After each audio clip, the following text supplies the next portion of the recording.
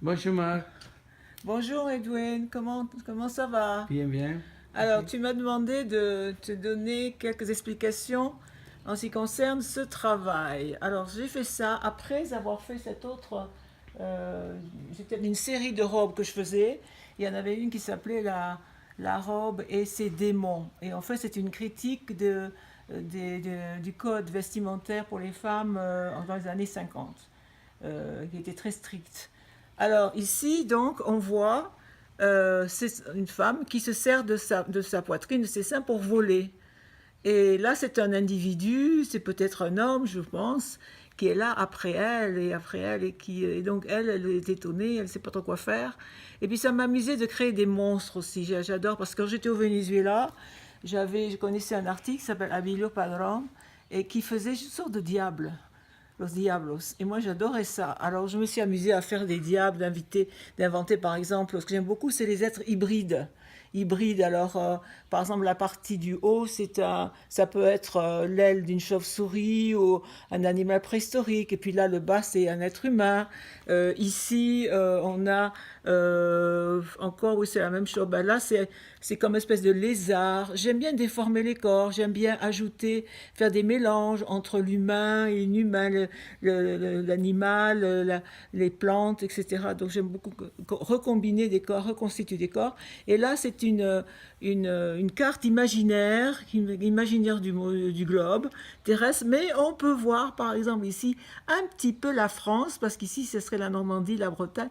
Là, c'est Bordeaux, je suis de là. Et puis ça descend, et puis ça devient bizarre. Très bizarre. Ici, ça pourrait ressembler peut-être à l'Italie, la botte, ici, on peut voir. Et puis Oh, le reste, oui. oui, là, ça serait l'Afrique du Nord.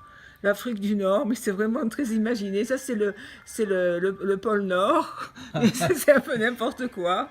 Mais pour s'amuser, parce que j'ai beaucoup de liberté, j'adore l'écriture automatique. J'ai très influencée par les surréalistes. Donc là, je me suis donné à cœur joie et j'ai fait un peu n'importe quoi. Et ça, c'est une femme aussi, mais cette femme, elle est de dos.